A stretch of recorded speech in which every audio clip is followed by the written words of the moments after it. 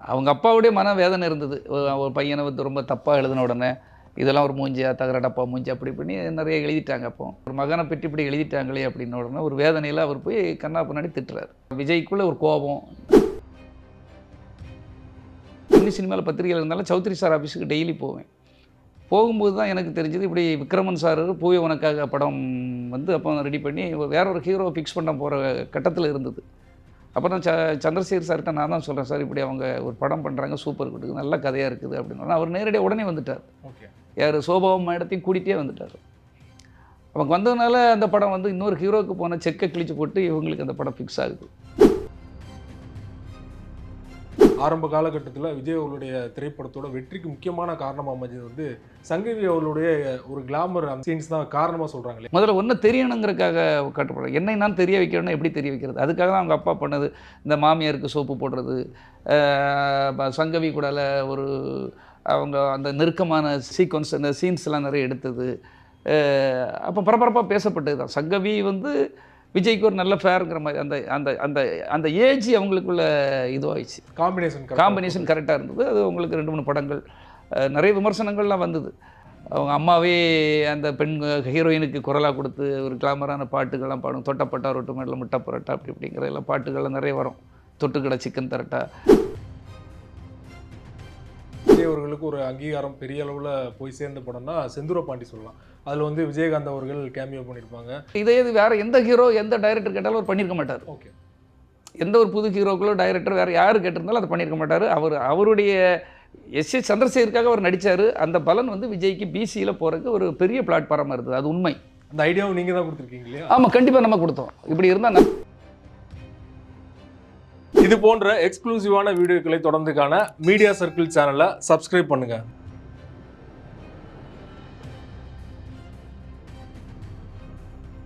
Media circle நேயர்களுக்கு வணக்கம். இன்றைக்கு நாம் சந்திக்கவிருக்கும் சிறப்பு விருந்தினர் தயாரிப்பாளர், இயக்குனர், நடிகரும் தமிழக வெற்றி கழகத்தின் தலைவருமான விஜய் அவர்களுடைய ஆரம்ப காலகட்டத்திலிருந்து கிட்டத்தட்ட 25 ஆண்டுகளாக அவருடன் பிஆர்ஓவாக பணியாற்றிய பிடி செல்வகுமார் அவர்கள் தான் நம்மோடு இருந்திருக்கிறார். அவரோடு பேசலாம். சார் வணக்கம். சார் வணக்கம். சார், ஆரம்ப காலகட்டத்தில் நீங்கள் ஜெமினி ஸ்டுடியோவில் பத்திரிகையாளராக அவங்களுடைய திரைப்பயணத்தை தொடர்றீங்க. ஆமாம், நேர்காணல்கள்லாம் போல பண்ணியிருக்கீங்க. அதற்கப்புறமா விஜய் அவர்கள்ட்ட ஒர்க் பண்ணுறீங்க. அதற்கு முன்னாடி எப்படி சார் உங்களுக்கு சினிமாவில் உள்ளே வரணும்னு ஒரு ஆசை வந்தது? சார், ஊரில் இருக்கும்போதே சினிமாவுக்குள்ளே எப்படியா வந்துடணும்னு நினச்சி ரொம்ப கஷ்டப்பட்டேன் சார். சென்னைக்கு வந்த பிறகு நிறைய போராட்டங்கள், நிறைய சின்ன சின்ன கம்பெனிகள்லாம் வேலை பார்த்தேன். ஒரு விளம்பரம் வந்தது, ஜெமினி சினிமாங்கிற பத்திரிகைக்கு நிருபர் தேவைன்னு. அதை அட்டன் பண்ணி நிருபராகி சப் எடிட்டர் ஆகி அது மூலமாக நமக்கு சினிமா துறைக்குள்ளே நுழைஞ்சிடலாங்கிற ஒரு எண்ணத்தில் தான் நம்ம அதில் வந்தோம். அது மூலமாக எனக்கு பெரிய தொடர்பு, பாலச்சந்தர், மணிரத்னம், சங்கர், எல்லா டைரக்டர்கள், பெரிய பெரிய ஆளுமை உள்ளவங்கள்ட்டெல்லாம் இன்டர்வியூ எடுக்கிறதுக்கோ பேசுகிறதுக்கோ அந்த துறையை பற்றி தெரிஞ்சுக்கிட்டு எனக்கு ஒரு நல்ல வாய்ப்பு கிடைச்சிது. அந்த அடிப்படையில் தான் எனக்கு சந்திரசேகர் சாருடைய தொடர்பு கிடைச்சிது. எஸ்.ஏ. சந்திரசேகர். அப்போ அவருடைய படங்கள் ராஜநடையாது இதெல்லாம் பண்ணிகிட்டு இருந்தாங்க. அப்புறம் விஜய் வச்சு அப்போ தான் அறிமுகப்படுத்துகிறாங்க நாளைய தீர்ப்பு படம். அப்போது அவருக்கு ஒரு இந்த மாதிரி ஒர்க் பண்ணுறதுக்கு ஒரு தேவைப்பட்டது, பிஆர்ஓ, மார்க்கெட்டிங் மேனேஜர் மாதிரி. அப்போது நீங்கள் வேலை பார்க்குறீங்களான்னு கேட்டார். எனக்கு முதல்ல வேண்டான்னு தான் சொன்னேன். சார் எனக்கு தெரியாது, பிஆர்ஓனாலும் எனக்கு தெரியாது சார். இல்லை சார், பேட்டி எடுத்து அந்த அறிமுகம் தான் அறிமுகம். அந்த குடும்பத்தில் ஒரு மாதிரி தான் என்னை பார்த்துட்டே இருந்தார். இல்லை சார், எனக்கு உண்மையிலே தெரியாது. இல்லை உங்கள் எழுத்துக்குள்ளே ஒரு கமர்ஷியல் இருக்குது, உங்கள்கிட்ட ஒரு கமர்ஷியல் தாட்ஸ் இருக்குது, வேகம் இருக்குது. என் பையனுக்கு ஒரு ஃப்ரெஷ்ஷாக ஒரு ஆள் வேணும், நீங்கள் பண்ணுங்க அப்படின்னு என்ன அவர் தான் அழைத்து கொண்டு வந்தவர். என்னை வந்து ஒரு பத்திரிகையாளராக இருந்த என்ன ஒரு உருமாற்றி ஒரு பிஆர்ஓ ஆக்குனது அவர் தான்.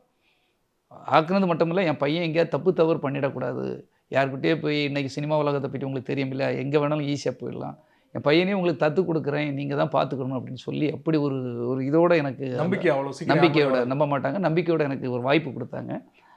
அந்த வாய்ப்பு கிட்டத்தட்ட 25 ஆண்டுகளாக அவங்க கூட இருந்து எல்லா வளர்ச்சிக்கும், எல்லா விஷயத்துக்கும், எல்லா நல்லது கிட்டது அவங்களே சொல்லியிருக்காங்க. எங்கள் குடும்பத்தில் ஒருத்தர் எங்கள் நல்லது கிட்டதுக்கு எதுக்குனாலும் அவரை தான் நாங்கள் நம்புவோன்னிட்டு அவங்களே பல பேட்டிகளில் சொல்லியிருக்காங்க. அந்த அளவுக்கு நம்ம நடந்ததுக்கு நினச்சி பார்க்கும்போது எனக்கு சந்தோஷமாக தான் இருக்குது. நாளைய தீர்ப்புலேருந்தே நீங்கள் ஒர்க் பண்ணீங்களா சார்? ஆமாம், நாளைய தீர்ப்பில் இருந்து அவங்க கூட தான் இருக்கிறேன் சார். நாளைய தீர்ப்பு. அதற்கப்புறமா தொடர்ச்சியாக வந்து ரசிகன் திரைப்படத்தில் வந்து விஜய் அவர்களை விமர்சனம் பண்ணி ஒரு பத்திரிகை வந்து ரொம்ப தரக்குறவாக எழுதினது. ஆமாம், அது வந்து போராட்டம்லாம் பண்ணாங்க இல்லையா? அது நீங்கள் தான் இனிஷியேட் பண்ணதாக கேள்விப்பட்டேன். இல்லை, நான் பத்திரிகைக்கு இதுவாக நான் இனிஷியேட் பண்ணவே மாட்டேன். அவங்க அப்பாவுடைய மனவேதனை இருந்தது. ஒரு பையனை வந்து ரொம்ப தப்பாக எழுதின உடனே, இதெல்லாம் ஒரு மூஞ்சியா, தகர டப்பா மூஞ்சி அப்படி இப்படின்னு நிறைய எழுதிட்டாங்க அப்போ.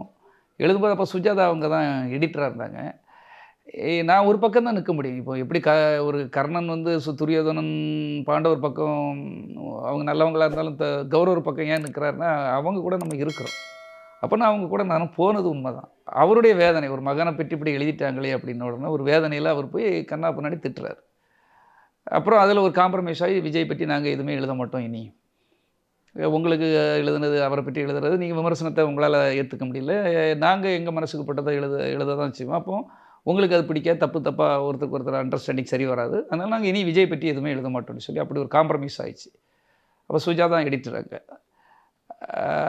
அதுக்கப்புறம் என்ன நடந்ததுன்னா தான் இது நமக்கு விஜய்க்குள்ளே ஒரு கோபம். நம்ம கூட இருந்தவங்கலாம் விஜய் எப்படியாவது பெருசாக வளர்க்கணும் அப்படி, அவங்க அப்பாவுக்குள்ள கோபம், எனக்கு ஒரு கோபம். அந்த செய்தியை பார்த்துட்டு இல்லை எல்லாருக்குமே அந்த குடும்பத்தில் இப்படி நம்ம பையன் தகுதி இல்லையோ ஒரு ஆதங்கம் இருக்கும் இல்லையா, ஒரு பையனை எப்படியாவது கொண்டு வந்துடணும் அப்படிங்கிற ஒரு ஆதங்கம் இருக்கும். அப்போ அவர் அப்பாவுக்கு கோவம் இருக்குது, பையனுக்கு கோவம் இருக்குது. இப்போ நம்ம கூட இருந்து நம்ம ஒரு பிஆர்ஓ உள்ளே வந்துட்டோம், அவர் வளரணும்னு எனக்கும் அந்த அக்கறை இருந்தது. அப்போ அவரை நம்ம பலப்படுத்தணும். பலப்படுத்துறதுக்கு என்னென்னா நல்ல படங்களை கொடுக்கணும், அவர் வெற்றி பெற வைக்கணும் எல்லாருக்கும். அதில் அவர் ஒரு சினிமாவில் இருந்த ஆளுமை இருந்ததுனால டைரக்டருக்கு நல்ல நல்ல படங்களை எப்படி இப்போ பப்ளிக் கொண்டு கொடுக்கணும், செய்யணும். அப்படி ஒரு நல்ல திட்டம் போட்டு நல்ல ரசிகர்களுக்கெல்லாம் நல்ல அந்த கட்டமைப்பை சரி பண்ணுறது எப்படி, ரசிகர்களை ஈர்த்து எடுக்கிறது எப்படி, அப்படி நல்லா பிளான் பண்ணி நடந்த ஒரு திட்டமிடுதல் தான். அதன் மூலமாக தான் அவருக்கு அவ்வளோ பெரிய வளர்ச்சி வந்தது. ஒரு உதாரணத்துக்கு சொல்ல போனால், நான் ஜெமினி சினிமாவில் பத்திரிகையில் இருந்தாலும் சௌத்ரி சார் ஆஃபீஸுக்கு டெய்லி போவேன். போகும்போது தான் எனக்கு தெரிஞ்சது, இப்படி விக்ரமன் சார் பூவே உனக்காக படம் வந்து அப்போ ரெடி பண்ணி வேற ஒரு ஹீரோவை ஃபிக்ஸ் பண்ண போகிற கட்டத்தில் இருந்தது. அப்போ நான் சந்திரசேகர் சார்கிட்ட நான் தான் சொல்கிறேன், சார் இப்படி அவங்க ஒரு படம் பண்ணுறாங்க, சூப்பர் குட்டு, நல்ல கதையாக இருக்குது அப்படின்னு. அவர் நேரடியாக உடனே வந்துட்டார். ஓகே. யார் சோபாவும் இடத்தையும் கூட்டிகிட்டே வந்துட்டார். அவங்க வந்ததுனால அந்த படம் வந்து இன்னொரு ஹீரோவுக்கு போன செக்கை கிழிச்சு போட்டு இவங்களுக்கு அந்த படம் ஃபிக்ஸ் ஆகுது. விஜய் அவர்களுடைய கேரியரில் முக்கியமான படம்னா ஆரம்ப காலகட்டத்தில் பூவே உனக்காக. அந்த வாய்ப்பு வந்ததுக்கு நீங்களும் ஒரு காரணம். கண்டிப்பாக எல்லாம் சார். ஒரு சின்ன அணில் கூட, ஒரு சின்ன துரும்பு கூட சில இதுக்கு பல்குத்த உதவுங்க, எங்கேயாவது ஒன்று உதவிகளாக இருக்கும் சார். நம்ம யாரையுமே ஈஸியாக நினச்சக்கூடாது. ஒரு பியூன் ஒரு ஆஃபீஸில் வேணாலும் அவனாலையும் அந்த ஆஃபீஸுக்கு பெரிய உதவியாக இருக்கும். சின்ன ஆட்களாலையும் நிறைய ஒரு நல்லது நடக்கும் சார். அந்த பூவே உனக்காக வந்து அன்னைக்கு சார் வரலன்னா கிடைச்சிருக்காது. அந்த ஒரு நல்ல படம் கிடைச்சிருக்குமா என்னதுங்கிற அந்த ஹீரோ பேரை சொல்ல விரும்பலை, இன்னொரு ஹீரோவுக்கு தான் அது போன படம். இப்படி அவருடைய ஒவ்வொரு காலகட்டத்திலையும் ஃபைட்டர் மாதிரி நம்ம இருந்தோம் எல்லோரும். நானும் சரி, அவங்க அப்பாவும் சரி. இதுக்காக நாங்கள் அது பெருமை தேடிக்கிறதுக்காக சொல்லலை, உண்மை அதுதான். இன்றைக்கி பெரிய அளவில் அவர் எங்கேயோ போயிட்டார். அது அந்த லெவலே வேறு லெவலில் போயாச்சு. ஆமாம், இப்போ நாங்கள் உழைச்சோம், அவர் உழைச்சோம், இவர் உழைச்சோன்னு சொல்கிறதுக்கு தான் நமக்கு தான் கூச்சமாக இருக்குது. அது அவ்வளோதான். சினிமாவில் ஒருத்தர் வளர்கிறாங்கன்னா நம்ம அதை பார்த்து ரசிக்க தான் செய்யணும். ஒரு அண்ணாந்து சூரியன் மேலே இருக்குதுன்னா நம்ம சூரியனை பார்த்து ரசிக்கணும். அதை போய் நம்ம அதுக்கு உடல ஃபைட் பண்ண முடியாதோ, எதுவும் சொல்ல முடியாது, விமர்சனம் பண்ண முடியாது. இன்றைக்கி அவர் நல்லா வந்துட்டார், அதை நினச்சி எங்களுக்கெல்லாம் ஒரு சின்ன பங்கு இருக்குது. பங்கு இருக்குது. நம்ம பங்கு இருக்குன்னு கூட சொல்லலை, நம்மலாம் உழைச்சிருக்கோம், அவ்வளோதான். அது பங்கு இருக்குன்னு சொல்கிறது மற்றவங்க தான் சொல்லணும். ஆரம்ப காலகட்டத்தில் விஜயகாந்த் அவர்களுடைய படத்தில் சின்ன வயது கேரக்டரை வந்து விஜய் அவர்கள் தான் பண்ணியிருப்பார். அதுக்கப்புறம் தான் வந்து நாளைய தீர்ப்பில் ஹீரோ அறிமுகமாறார் இல்லையா? நீங்கள் கூட இருந்து பார்த்தனால உங்களுக்கு தெரிஞ்சிருக்கும் இல்லையா? உண்மையில் என்ன விஜய் அவர்கள் இன்ட்ரெஸ்டோடு தான் நடிக்க வந்தாங்களா ஆரம்ப காலகட்டத்தில்? இல்லை, விஜய் அவருக்கு தான் ரொம்ப ஆர்வம் வந்து விஜய்க்கு தான் இருந்தது. ஓகே. ஆமாம், அவங்க அப்பாவுக்கு வந்து ஒரு அரகுர மனசு தான். ஏன்னா சினிமா எப்பவும் யாராவது ஒரு, அவரே சொல்லுவார், யாராவது ஒரு ரஜினி தான்டா, ஏதாவது ஒரு சிவாஜி தான்டா, ஏதோ ஒரு எம்ஜிஆர் தான்டா, ஏதோ ஒரு விஜயகாந்த் தான், இப்படி தான் அவரே சொல்லுவார். அப்போ ஒரு பையனை ஒரு களத்தில் விட்டு அவனை ஒரு ஹீரோ ஆக்குறதுங்கிறது எவ்வளோ சிரமங்கிறது அவருக்கு நல்லாவே தெரியும். கண்டிப்பாக அந்த குழப்பம் அவருக்கு கண்டிப்பாக இருந்தது. ஆனால் பையன் விடாப்படியாக நான் இதில் தான் வருவேன்னு அவர் இருந்தார். அது நமக்கு நல்லா தெரியும். அவர் இந்த துறையை விட்டு இன்னொரு துறைக்கு போகிறதுக்கு அவருக்கு மனசு. வெளியே போய் அவர் எஸ்.ஏ. சந்திரசேகரே சில டைமில் வேறு துறைக்கு அவரை அனுப்பலாமான்லாம் முயற்சி பண்ணும்போது அவன் மனசுக்கு கேட்கல. அவரே பலர்கிட்டையும் சொல்லுவார், என்கிட்டே சொல்லியிருக்காரு, அப்பாட்ட சொல்லுங்கள் செய்யுங்க நான் அப்படிங்கிற மாதிரிலாம் அவருக்கு அந்த எண்ணங்கள் இருந்ததெல்லாம் உண்மை. சினிமா துறையில் தான் ஜெயிக்கணும், சினிமா துறையில் தான் நம்ம வளரணும்னு அவருடைய எண்ணம் முழுக்க அதில் தான் இருந்தது. அதுக்கு ஒரு பின்புலமாக ஒரு பெரிய ஒரு பில்லராக இருந்தது சந்திரசேகர். அவருடைய ஆளுமை, அவருடைய அந்த அவர் கற்றுக்கிட்ட விஷயங்கள்லாம் அவருக்கு அந்த வளர்ச்சிக்கு ஹெல்ப்பாக இருந்தது. அதுக்கப்புறம் விஜய் அவருடைய திறமையினால் வேறு இடத்துக்கு போனார். ஆனால் அந்த ஆரம்ப ஸ்டேஜுக்கு ஒரு வழி காட்டணும் இல்லையா? இந்த ரூட்டில் போங்க, அந்த ரூட்டில் போங்க. ஒரு பரீட்சை எழுதணும்னா ஒரு ஒரு ஒரு நல்ல ப்ரிப்பரன்ஸ் பண்ணி நமக்கு நல்ல இந்த இதெல்லாம் படிங்க, இதை படித்தா அது படித்தா நல்லா இருக்கலாம் செய்யலான்னு அந்த ஒரு குருநாதர் கூடிய வேலையை ரொம்ப தெளிவாக செய்து கொடுத்தாரு. அதுதான் கட்டமைப்புங்கிறது. நீங்கள் சொன்ன மாதிரி வந்து அந்த ஒரு முன்னணி பத்திரிகையில் வந்து நெளிஞ்ச தகரட்டப்பா மூஞ்சிலாம் கடுமையாக விமர்சனம் வச்சதுக்கப்புறமும் விஜய் சார் கோவப்பட்டார் சொன்னீங்க இல்லையா? விஜய் அவர்கள் அப்போ கூட தளர்ந்து போல, நான் தொடர்ந்து நடிப்பேன் அப்படின்னு உறுதியாக இருந்தார். ஆமாம். இல்லை அவர் என்னென்னா சார், ஒரு மனுஷனுக்கு ஒரு வைராக்கியம் வெளியே தெரியாது. அவர் கொஞ்சம் சாப்பிட்டான வெளியே ரொம்ப காட்டிக்காத ஆள் தான். அது உள்ளுக்குள்ளே எரிஞ்சிக்கிட்டு தான் இருந்தது. நம்ம இப்படியே ஜெயிக்கணும். அதே பத்திரிகையிலேருந்து தான் என்கிட்டே கேட்குறாரு. அதே விமர்சனம் எழுதணும், அதே பிரியா கல்யாணமாக தான் என்கிட்டே வந்து கேட்குறாரு. காதலுக்கு மரியாதை ஹிட் ஆகுது, பெரிய ஹிட் ஆகுது. வந்து அப்போ தான் கேட்குறாங்க, சார் நம்ம அவரை பற்றி தொடர் எழுதலாமா அப்படின்னு. 2 பக்கமும் ஒரு நியூஸே போட மாட்டாங்க, இவங்களும் அங்கே இன்டர்வியூ கொடுக்க மாட்டாங்க. அப்போ நான் தான் சொல்கிறேன், சார் இதில் என்ன இருக்குது, அவங்களே இப்போ இன்டர்வியூ ஒரு தொடர் எழுத போகிறாங்க, என்றென்று விஜயின் வெற்றி பெற்று ஒரு தொடர் வருது குமுதத்தில் கேட்குறேன். விமர்சனம் பண்ணாங்களோ அதிலே விஜயுடைய தொடர் வர மாதிரி. அப்போ நாம தான் அதில் கூட இருக்கணும். நான் பிஆர்ஓ இருக்கானாலும் என் மூலமாக தான் அதெல்லாம் நடந்தது. அதிலே தொடர் வரும்போது அதுதான் அவருடைய வெற்றி.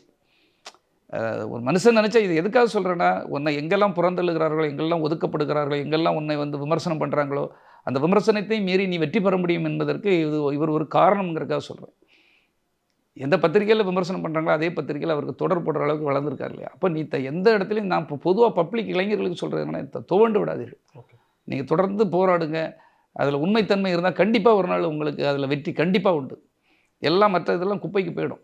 விமர்சனம் பண்ணுறது, பொறாமைப்படுறது, உங்களுக்கு எதிரிகள் வர்றது, எதிரிகள் எல்லாம் தூளாகிடுவாங்க. ஃபோக்கஸிங் ஒரே இடத்துல இருக்கணும். நம்ம இதில் வின் பண்ண முடியும். எதுக்காக சொல்லணும், இது விஜய் வெற்றி பெற்றதுனால சொல்கிறேன். ஓகே. அதே போல் விஜய் அவர்களை நேரடியாக விமர்சிக்க முடியாதவர்கள், மறைமுகமாக வந்து விமர்சனம் பண்ணுறவங்க வந்து ஆரம்ப காலகட்டத்தில் விஜய் அவர்களுடைய திரைப்படத்தோட வெற்றிக்கு முக்கியமான காரணமாக அமைஞ்சது வந்து சங்கவி அவர்களுடைய ஒரு கிளாமர் சீன்ஸ் தான் காரணமாக சொல்கிறாங்களே. நீங்கள் அந்த காலகட்டத்தில் கூட இருந்தனால நீங்களும் பார்த்துருப்பீங்க. ஸோ அந்த விமர்சனத்துக்கு உங்களோட பதில் என்ன சார்? சார் இப்போ திடீர்னு வந்து நான் காவியம் படித்தேன், இல்லை திடீர்னு போய் தத்துவம் சொன்னேன், திடீர்னு அறிவுரை சொன்னோம்னா எவனும் ஏற்றுக்க மாட்டான் சார். இந்த உலகம், இந்த காலங்கள் அப்படி இருக்குது. அப்போ ஒரு கிளாமர் தேவைப்படுது சினிமாவில். ஏதோ ஒரு கான்ட்ரவர்சி, ஏதோ ஒன்று தேவைப்படலன்னா உன்னை பற்றி பேச மாட்டாங்க சார். இவர் நிறைய புத்தகத்தில் நல்ல புத்தகம் எழுதிட்டாரு, இவர் பெரிய திறமசாலி, இவர் ஆன்மீகவாதி, அது இதுன்னு சொல்லி பாருங்கள், அதுக்கு விவர்ஸே இருக்க மாட்டாங்க. ஆனால் அதே சமயத்தில் ஒரு கிளாமர், ஒரு நடிகை அப்படி போயிட்டா, இது கூடல இருந்தாங்க, அவங்க 2 ஒன்றா இருந்தாங்க, அது இருந்தாங்க, இது இருந்தாங்க, அந்த மாதிரி பண்ணி பாருங்கள், அதுக்கு நியூஸ் வியூவர்ஸ் அதிகமாகிடுவாங்க. முதல்ல ஒன்று தெரியணுங்கிறதுக்காக கட்டுப்படுறாங்க. என்னை நான் தெரிய வைக்கணும்னா எப்படி தெரிய வைக்கிறது? அதுக்காக தான் அவங்க அப்பா பண்ணது. இந்த மாமியாருக்கு சோப்பு போடுறது, சங்கவி கூடல ஒரு அவங்க அந்த நெருக்கமான சீக்வன்ஸ், அந்த சீன்ஸ்லாம் நிறைய எடுத்தது. அப்போ பரபரப்பாக பேசப்பட்டது தான். சங்கவி வந்து விஜய்க்கு ஒரு நல்ல ஃபேருங்கிற மாதிரி அந்த அந்த அந்த அந்த ஏஜ் அவங்களுக்குள்ள இதுவாகிடுச்சு. காம்பினேஷன் கரெக்டாக இருந்தது. அது அவங்களுக்கு 2 3 படங்கள் நிறைய விமர்சனங்கள்லாம் வந்தது. அவங்க அம்மாவே அந்த பெண் ஹீரோயினுக்கு குரலாக கொடுத்து ஒரு கிளாமரான பாட்டுகள்லாம் பாடும். தொட்டப்பட்டா ரொட்டு மேடல முட்டை புரட்டா அப்படி இப்படிங்கிற எல்லாம் பாட்டுகள்லாம் நிறைய வரும். தொட்டுக்கடை சிக்கன் தரட்டா, இதெல்லாம் விமர்சனம் பண்ணாங்க. அவங்க அம்மா பாடின பாடல்கள்லாம் இப்போ அதில் வரும். ஆனால் ஒரு மகனை வெளியே தெரிய வைக்கணும் அவங்களுக்கு. அவங்க கடமை என்னென்னா, மகன் நடிக்க வந்தாச்சு, நடிகை தெரிய வைக்கணுங்கிறதுக்கு வேறு வழி தெரியல அவங்களுக்கு. எந்த ரூட்டில் போய் அவனை வெளியே தெரிய வைக்கிறது, உங்களை எப்படி தெரிய வைக்கிறது? ஓகே, அதுக்கு அவங்க எடுத்துக்கிட்ட ஆயுதம் கிளாமர். ஓகே, அது நீங்கள் பப்ளிசிட்டிலேயும் ஒர்க் பண்ணனால நான் கேட்குறேன், அதுவும் உதவுச்சு அந்த படத்தோட வெற்றிக்கு அந்த காலகட்டத்தில்? இல்லை, அவரை வெளியே தெரிய வச்சது இல்லையா? ஓகே. இப்போ உங்களை பெரிய அளவில் காவியம் மாதிரி, இப்போ ஒரு தலைவராக மாதிரியே, ஒரு திடீர்னு சேது மாதிரியே ஒரு படங்கள் வந்து எப்போமா ஒன்று வந்து அது ஹிட் ஆகும். ஆனால் அந்த மாதிரி படங்கள் அவருக்கு பண்ண முடியுமா என்னங்கிற டவுட் இருக்கும் இல்லையா? ஒரு கமர்ஷியல் ஹீரோவாக அவரை கொண்டு வரணும்னா இப்படி ஒரு பாட்டு, ஒரு கிளாமர், ஒரு ஃபைட்டு, இந்த மசாலாக்கள் மூலமாக தான் ஒருத்தனை, அதில் கிளாமர் அதிகமாக இருந்தால் நல்லா இருக்குங்கிறது ஒரு எண்ணம். ஒரு யூத் ஆடியன்ஸ் இருக்காங்க இல்லையா, அந்த அந்த பல்ஸு ஆடியன்ஸை உள்ளே கொண்டு வரணும் இல்லை. அதுக்கு இது ஒரு கண்டிப்பாக உதவிச்சின்னு தான் நான் சொல்லுவேன். பூவே உனக்காக அந்த காலகட்டத்தில் விஜய் அவர்களுக்கு, அதுக்கு முன்னாடி விஜய் அவர்களுக்கு ஒரு அங்கீகாரம் பெரிய அளவில் போய் சேர்ந்த படம்னா செந்தூர பாண்டி சொல்லலாம். அதில் வந்து விஜயகாந்த் அவர்கள் கேமியோ பண்ணியிருப்பாங்க. எஸ்ஏசி சாரோட பல படங்களில் வந்து ஒர்க் பண்ணியிருக்காங்க விஜயகாந்த் சார். அதனால தான் அந்த படத்தில் விஜயகாந்த் சார் ஒத்துக்கிட்டாங்களா, ஒரு சின்ன ரோலாக இருந்தாலும் பரவாயில்ல அப்படின்னு சொல்லி? இல்லை, அப்போ நான் வந்து எந்த ஒரு இதனாலும் அவங்க கூட ஒரு என்கிட்ட நிறைய கேட்பார். சந்திரசேகர் சார் அவருடைய நிழல் தான் என்ன சொல்லுவாங்க, எல்லாரும் இண்டஸ்ட்ரியிலே சொல்லுவாங்க. அப்போ நான் வந்து ஒரு பத்திரிகையாளராக நம்மளுடைய நாலேஜை வந்து அவர்கிட்ட பேசுவேன். அப்போது அவர் தனிப்பட்ட முறையில் வரும்போது விஜயகாந்த் பெரிய பீக்கில் இருக்கார் அன்றைக்கி. விஜயகாந்துக்கு ஒரு நல்ல ஒரு ஆடியன்ஸ் பிசியில் பெரிய அளவில் இருக்கார். சார் நம்ம தம்பியே பிசிக்கு போனால் இப்படிலாம் ஒரு வாய்ப்பு இருந்தால் நீங்கள் அவர் வளர்த்து விட்ட ஹீரோ தானே. விஜயகாந்த் வந்து சாட்சி, சட்டம் ஒருன்றதை இப்படி நிறைய படங்கள் மூலமாக அவர் அதிக படம், நீதிக்கு தண்டனை, அப்படி நிறைய படங்கள் பண்ணவர். ஒரு படம் வந்து நீங்கள் ஏன் கேட்கக்கூடாது? அவருடைய ஆளுமை கெடாமல் ஒரு படம் எடுக்கிறதுக்கு நீங்கள் ஏன் கேட்கக்கூடாது? அதில் இருந்தால் அந்த பிசிக்கு போகிறதுக்கு நல்லா இருக்கா முன்னாடி நான் அவர்கிட்ட ஆலோசனைகளை பலமுறை சொல்லிட்டு இருக்கும்போது தான் விஜயகாந்த்கிட்ட போய் அப்படி ஒரு வாய்ப்பை கேட்டார். ரொம்ப தயங்கிட்டு தான் இருந்தார். பண்ண மாட்டேன்னு சொல்லிட்டா என்ன ஆகும் அப்படிங்கிறது. ஆனால் அவர் பெருந்தன்மையான ஆள். அவரே வந்து எஸ்எஸ்சி வீட்டுக்கே வந்து இந்த மாதிரி ஒரு விஷயம் நீ கேள்விப்பட்டதும் நான் பண்ணித்தரேன், நீங்கள் கவலைப்படாதீங்க, உங்களுக்கு பண்ணாமல் வேறு யாருக்கு பண்ணுவேன், என்னுடைய டைரக்டர், என் டைரக்டர்னு சொல்லக்கூடிய ஒரு டைரக்டர் யாருன்னா சந்திரசேகர் சார் தான். அந்த நெருக்கமாக தான், அவ்வளவு நெருக்கமாக இருப்பார். எப்போ வந்தாலும் அவர் வந்தோடனே எழுப்பி நிற்பார். அவர் உட்காராமல் இவர் உட்கார மாட்டார், நிற்க தான் செய்வார். அப்படி மரியாதை கொடுக்குற ஒரு ஹீரோ.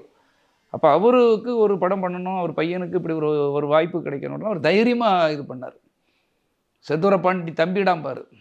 அப்போ வந்து அந்த அளவுக்கு ஃபைட்டெல்லாம் பார்த்தீங்கன்னா அவருக்கு அவ்வளோ முக்கியத்துவம் கொடுத்துருப்பாங்க. அதில் விஜய்க்கு சின்ன வயசு தானே, அவருக்கு ஆடியன்ஸே கிடையாது பெருசாக. அப்போ அந்த அளவுக்கு அவர் ஒரு பெருந்தன்மையாக நடந்துக்கிட்டார் யார், விஜயகாந்த் அவர்கள். அந்த நேரத்தில் அதில் அவ்வளோ பெரிய முக்கியத்துவம் கொடுத்து நடித்தது ஒரு பெரிய விஷயம். அப்பா அவருக்கு நிறைய வாய்ப்பு கொடுத்து அவர் ஒரு பெரிய நடிகராக அவருக்கு அவர் பலமாக இருந்தது போல் விஜய் வளர்ச்சிக்கு அவரும் ஒரு பக்கபலமாக அந்த படத்தில் நடித்தது மிகப்பெரிய ப்ளஸ். அதுக்கு செந்தூர பாண்டிக்கு நமக்கு ஒரு டைரக்டராக இவரை நல்லா பிடிக்கும் சார். ஓகே. இவருடைய படங்கள் வந்து அவருக்கு அவ்வளவு கண்ணுலேயும் சரி காட்சிலையும் சரி அதில் வந்து அவ்வளோ ஒரு சிகப்பு சிந்தனையாக இருக்கும் அவர் படங்கள். அப்போ அவருக்கு நமக்கு நல்ல படங்கள் கொடுத்த ஒரு டைரக்டருங்கிற ஒரு பாசம் எப்பவுமே உண்டு. அந்த இதை வந்து அவர் பையனுக்கு இதே இது வேறு எந்த ஹீரோ எந்த டைரக்டர் கேட்டாலும் அவர் பண்ணியிருக்க மாட்டார். ஓகே. எந்த ஒரு புது ஹீரோக்களோ டைரக்டர் வேறு யார் கேட்டிருந்தாலும் அதை பண்ணியிருக்க மாட்டார். அவருடைய எஸ்.ஏ. சந்திரசேகருக்காக அவர் நடித்தார். அந்த பலன் வந்து விஜய்க்கு பிசியில் போகிறதுக்கு ஒரு பெரிய பிளாட்ஃபார்மாக இருந்தது. அது உண்மை. அந்த ஐடியாவும் நீங்கள் தான் கொடுத்துருக்கீங்க இல்லையா? ஆமாம், கண்டிப்பாக நம்ம கொடுத்தோம். இப்படி இருந்தால் நல்லா இருக்கும் சார் அப்படின்ட்டு. எனக்கு இந்த கிராமங்கள்லேயே நம்ம வாழ்ந்து டூரிங் டாக்கிஸ்லேயே 4 படம் பார்த்துணும் ஒரு நாளைக்கு. இந்த சினிமானால ரத்தம் ஃபுல்லாக சினிமாவான ஊர்னனால இது நம்ம ரசித்ததை வந்து அவர்கிட்ட பேசிகிட்டு இருக்கேன். ரசிகர்களோட பல்ஸ் தெரிஞ்சுட்டு நான் பேசிகிட்டு இருப்பேன். இப்படி பண்ணலாம் சார், அது சொல்லலாம் நான் சொல்லுவேன். ஆனால் ஏற்றுக்க நிறைய பேர் ஏற்றுக்கமா இவன் யாருன்ட்டு சொல்லி ஒதுக்கி இருப்பாங்கன்னா ஒன்றுமே நடந்திருக்காது. அவர் எல்லாரும் சொல்கிறதையும் கேட்பார். சந்திரசேகர் சார்கிட்ட உள்ள ப்ளஸ் என்னென்னா பலருடைய சொல்கிறதையும் கேட்பார். யார் கரெக்டானவங்களோ அவங்கள உள்ளே வச்சுக்கிடுவார். எவங்கிட்ட என்ன டேலண்ட் இருக்கோ, ஒரு ரியல் எஸ்டேட்னா அதுக்கு தகுந்த ஒருத்தனை வச்சுருப்பார். ஒரு டிக்கெட்லாம் புக் பண்ணி தரணும்னா அவனை வச்சுருப்பார். ஒரு ஃபங்க்ஷன் நடத்தினா அதுக்கு வச்சுருப்பார். இது யாருன்னா அதுக்கு ஒரு ஆள் பர்சனலாக அவங்க குடும்பத்துக்கு ஒரு ஆள்னா அதை நம்மளை வச்சுக்கிட்டார். அவ்வளோதான். ஒன்ஸ் மோர் படத்தில் விஜய் அவர்களோட சேர்ந்து சிவாஜி கணேசன் அவர்களும், முதல்ல விஜயகாந்த் அவர்கள், அடுத்து வந்து இப்போ சிவாஜி கணேசன் அவர்கள் நடிக்கிறாங்க இல்லையா? அந்த படத்தில் எப்படி சிவாஜி கணேசன் சார் வந்தாங்க உள்ள? அது எனக்கு கிடைச்ச ஒரு பெரிய பலமா. என்னுடைய முழுமையான ஒரு படத்துக்குன்னு பிஆர்ஓங்கிறது அதுதான் எனக்கு. நானே சிவாஜி சாருக்கு பிஆர்ஓ பண்ண படம். அப்போ அவர் கூப்பிடுவார். அவங்க குடும்பத்துக்கு ரொம்ப வேண்டியவர். பிரபு சார் எனக்கு நல்லா தெரியும், நிறைய இடங்களில் மீட் பண்ணி எடுத்து. அப்போ சிவாஜி சார்கிட்ட பழக முடியாதுன்னு இருக்கும்போது அவர் கொஞ்சம் அப்படியே தான் இருப்பார். அப்போ அண்ணன் இவர் தான் பிஆர்ஓன்னு சொல்லி சிவி ராஜேந்திரன் சார், அவர் தான் ப்ரொடியூசர், அவரும் எஸ்சி சாரும் சொல்கிறாங்க, ஓயா பிரபுவனை பற்றி சொல்லுவான் அப்படிங்கிறாரு. ஆமாம் சார் அப்படின்னு நம்ம அவரை பார்த்தாலே அவரை பார்க்க முடியுமான்னு இருக்கும்போது அவருக்கு படத்துக்கே பிஆர்ஓ, நீ தான் பிஆர்ஓயா பண்ணு அப்படின்ட்டு சொல்லு. அப்படி அவருக்கு ஒரு தோரணை இருக்கு இல்லையா, அவர் ராஜகம்பீரம்.